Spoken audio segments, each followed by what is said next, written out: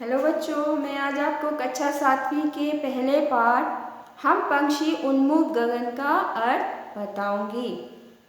ये जो कविता है, इसका कविता का शीर्षक से ही पता चलता है हम पंक्षी उन्मुख गगन के। जो पक्षी है उसे आसमान ही में उड़ना पसंद है। तो ये कविता शिव मंगल सिंह सुमन द्वारा रचित है। तो हम चलते हैं कविता की पंक्तियों की ओर। हम पंक्षी उन्मुख गगन के पिंजरबद्ध ना गा पाएंगे, कनक तीलियों से टकराकर पुलकित पंख टूट जाएंगे। यहाँ कवि कहते हैं जो पक्षी है वो जो है आसमान में, खुले आसमान में उसे उड़ना बहुत पसंद है। और उसको अगर आप पिंजरा जो केज होता है ना, अगर उसमें आप उसको बंद करके रख देंगे तो वो नहीं गा पाएगी, वो पक्षी खुश नहीं रह पाएगी।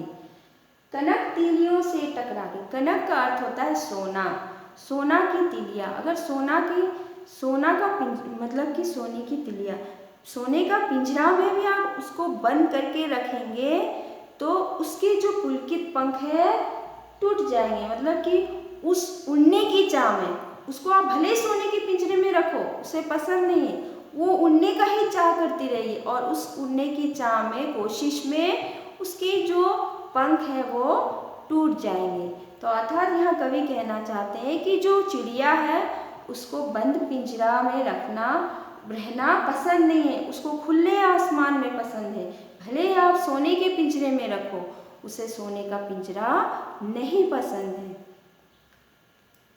उस सोने के पिंजरे में उसके जो पंख है वो टकराकर टूट जाएंगे, वो जो कोमल पंख है वो टूट जाएंगे। चलते हैं अगली पंक्ति की ओर। हम बहता जल पीने वाले मर जाएंगे भूखे प्यासे, कहीं भली है कटुक निबोरी कनक कटोरी की मैदा से। यहाँ कवि कहते हैं कि जो पक्षी होता है, जो पक्षी वो कह रहे हैं कि हम बहता जल पीने वाले पक्षी लोग जो होते हैं, पंछी लोग, तो वो जो चिड़िया वो बहता जल पीने वाले, जो नदी का जल होता है उस तरह जो बहती है उसका जल वो पीने वाले, वैसा जल उनको पसंद है। मर जाएंगे भूखे प्यासे, कहीं भली है कटुक निबोरी। यहाँ चिड़िया जो है उसको अगर आप पिंजरे में कनक कटोरी के मैदा से, अगर पिंजरे में सोने की कटोरी में मैदा का अर्थ होता है जो गेहूं से आटा बनता है, जो मैदा, तो यहाँ में अर्थ है अन्न का दाना। अगर आप सोने की कटोरी में उसको मैदा यानी अन्न दोगे तो भी वो खाना पसंद नहीं करेगी, उससे वो भले ही भूखे प्यासे रह जाएगी। उससे अच्छा है उसे घने जंगलों में जो नीम के जो फल होते हैं, नीम के जो फल होते हैं उसको निबोरी कहते हैं, तो वो उससे अच्छा है उस कटोरी में, सोने के पिंजरे में, सोने के कटोरी में आप अन्न दो, उससे अच्छा है वो जो नीम के जो फल होते हैं निबोरी, वो कड़वी होती, वो खाना उसे पसंद है। तो यहाँ कवि का कहने का मतलब है जो पक्षी है वो बहता जल, उसमें खतरा होता है, फिर भी वो बहता जल पीना पसंद करेगी क्योंकि उसमें आज़ादी है। दूसरा, अगर आप सोने के पिंजरे में भी आप सोने की कटोरी में उसको अन्न दोगे, उसे खाना नहीं पसंद है, उससे अच्छा है वो नीम के पेड़ की जो फली है वो खा लेगी और भूखे प्यासे मर जाएगी। चलते अगले पंक्ति की ओर। स्वर्ण श्रृंखला के बंधन में अपनी गति उड़ान सब भूले, बस सपनों में देख रहे हैं तरु की फुनगी पर के झूले। यहाँ कवि कहते हैं कि स्वर्ण श्रृंखला के बंधन में, स्वर्ण श्रृंखला मतलब जो सोने की जो जंजीर होती है, सोने की जो चेन होती है, जैसे आमतौर में पक्षियों को या जानवरों को बांधा जाता है, तो बोले आप सोने के बंधन में आप मुझे बांध देंगे तो मेरी जो गति है, गति मतलब जो चिड़िया उसका एक स्पीड होता है ना, गति से वो उड़ती है, वो गति जो है उड़ान सब भूले। बोले अगर मुझे सोने के चेन में बांध दोगे तो मैं कैसे उड़ती हूँ, मैं सब कुछ भूल जाऊंगी, बस सपनों में देख रहे हैं तरु की फुनगी पर के झूले। तो जो चिड़िया है उसको अगर आप बांध के रख दोगे वो सिर्फ उसका सपना ही रह जाएगा कि जैसे कि पेड़ होती है, तरु यानी पेड़, पेड़ की फुनगी, फुनगी का मतलब होता है डाली। तो तरु की, पेड़ की जो डाली में पक्षी बैठ के ऐसे झूलते हैं ना, मतलब ऐसे मस्ती में ऐसे मस्त लेते हैं, फल खाते हैं या घूमते हैं, मतलब ऐसे ऐसे। वो तो पक्षी का जो एक जो अगर आप उसको बंद करके रख दोगे तो उसका एक सपना ही रह जाएगा, वो नहीं हो पाएगा। तो यहाँ में कवि कह रहे हैं कि पक्षी को अगर सोने की जंजीर में बांध कर रख दोगे तो वो अपनी गति जो है, वो अपनी उड़ने की जो उसका स्पीड है, गति है, वो भूल जाएगी। और उसका जो सपना है कि वो पेड़ की डाली में उसमें बैठ के झूलना, मतलब मस्ती करना, वो सब उसका सपना ही रह जाएगा। अपनी अगली पंक्तियों के बढ़ते। ऐसे थे अरमान की उड़ते, नीले नभ की सीमा पानी, लाल किरण की चोंच खोल, लाल किरण सी चोंच खोल, चुगते तारे तारक अनार के दाने।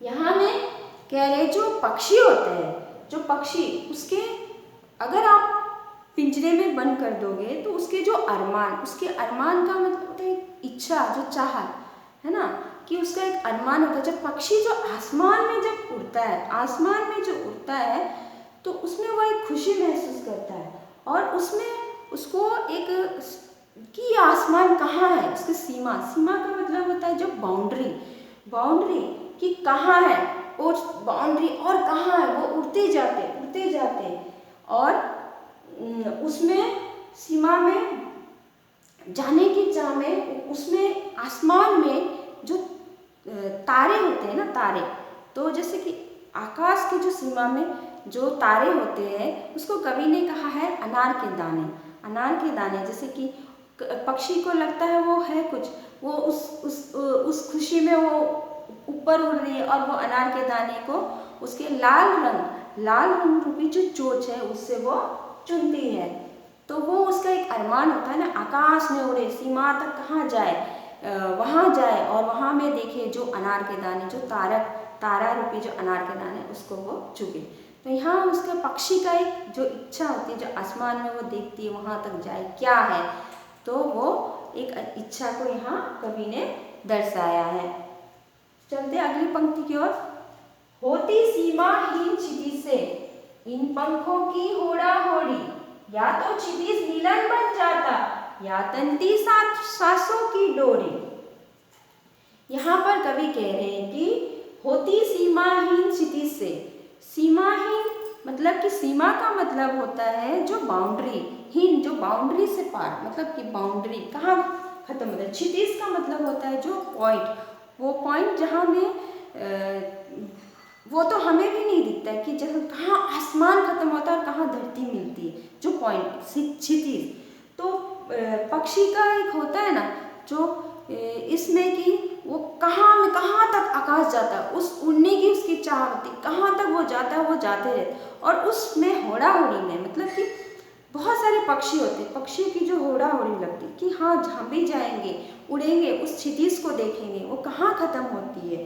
तो उस मिलन में वो जो कहाँ खत्म होता है, कहाँ वो आसमान और जमीन मिलता है, वो देखने में, और उसके प्राण भी या तंती सांसों की डोरी, वो उड़ती है और उसमें सांस भी, उसकी जो प्राण भी चले जाते हैं, कहीं कहीं पक्षियों के प्राण भी चले जाते हैं। बहुत पंछियों की होती है इच्छा कि वो आसमान कहाँ खत्म हो रहा है, वो क्षितिज कहाँ है, वो देखे, और उस देखने में उस पक्षियों के झुंड के साथ होड़ा होड़ी में जाते हैं, और उसमें कभी कभी उसकी जान भी चली जाती है।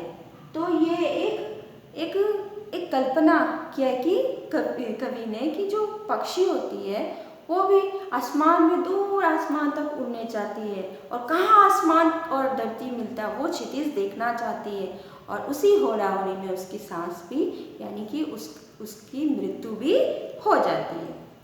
चलते आखिरी पंक्तियों की ओर। नीर न तो चाहे टहनी का आश्रय चिन्हित कर डालो, लेकिन पंख दिए हैं तो आकुल उड़ान में विघ्न डालो। यहाँ कह रहे हैं कि कवि कहते हैं जो पक्षी है वो कह रहे हैं कि नीड़ का मतलब होता है घोंसला। मतलब कि पक्षी कह रहे आप चाहे मुझे घोंसला मत दो, घोंसला मत दो। टहनी, चाहे टहनी का, टहनी मतलब डाली, टहनी में जो घोंसला बनाते हैं ना, पेड़ की जो टहनी होती है, जो ब्रांचेस होती है, उसमें जो नेस्ट घोंसला जो बनाते हैं, तो चिड़िया कह रहे हैं कि आप मेरा मुझे घोंसला बनाने मत दो उस पेड़ की डाली में, ठीक है ना, सही आश्रय छीन भीन कर दो, मेरा रहने का जगह भी तोड़ फोड़ डालो, नष्ट भ्रष्ट कर दो। लेकिन पंख दिए हैं तो, लेकिन पंख हमारे जो भगवान ने दिए, ईश्वर ने हमें दिए हैं, तो हमारे उड़ने में विघ्न मत डालो। हमारे हम जो उड़ना चाहते, पंख किस लिए दिए? पंख तो उड़ने के लिए ना, इसलिए उड़ने दे, कम से कम हमें उड़ने दो, हमारे उड़ने में आप विघ्न मत डालो, बाधा मत दो, हमें उड़ने दो। तो यहाँ इस कविता के द्वारा ही कहा गया है कि कवि ने कि जो पक्षी होते हैं उसको आप अगर पिंजरे में बंद करके रखोगे तो वो नहीं खुले मन से वो गा ही नहीं पाएगी। वो पिंजरे में भले वो सोने का पिंजरा हो, उसके पंख उससे टकराकर टूट जाएंगे। अगर आप सोने के पिंजरे में, सोने के कटोरी में उसको अन्न दोगे, वो खाने से अच्छा है वो भूखे प्यासे मर जाएगी, उससे अच्छा वो जंगल की जो कड़वी निंबोरी है, नीम की जो फली है, वो खाना पसंद करेगी, है ना। और वो बहता जल पीने वाली है, वो जो नदी का जल उसे पीना पसंद है, वो उसे कटोरी में रखा जल पसंद नहीं है, भले आप पिंजरे में उसको दे दो। उसके गले में अगर आप सोने की जंजीर बांध दो तो वो जो उसकी उड़ने की जो गति है वो उसे भूल जाती है और उसके सपनों में ही रह जाता है कि कहीं डाली में वो बैठ के वो झूल रही है, गा रही है, वो उसके सपनों में ही रह जाता है। उसके अरमान होते कि वो भी आसमान में जाए और आसमान में जो तारे हैं, अनार रूपी दाने, उसको जाके चुगे। वो अरमान उसके ऐसे ही रह जाते हैं अगर उसे पिंजरे में बंद करो, है ना। और आसमान कहाँ ख़त्म होता है? एक चिड़िया की इच्छा होती है, आसमान में कहाँ ख़त्म होता है उसकी सीमा, उसका बाउंड्री कहाँ ख़त्म होता है, वो धरती से कहाँ मिलती। उस इच्छा में वो उड़ने की होड़ा हुई में उसके कहीं तो पक्षियों के जान भी चले जाते। तो चिड़िया कह रहे हैं कि आप चाहे मुझे पेड़ में रहने के लिए घोंसला बनाने मत दो, मेरे चाहे डाली मत दो, चाहे मेरे रहने का जगह तोड़ फोड़ कर दो, लेकिन ईश्वर ने तो मुझे पंख दिए हैं, तो पंख दिए, कम से कम मुझे उड़ने में विघ्न मत डालो।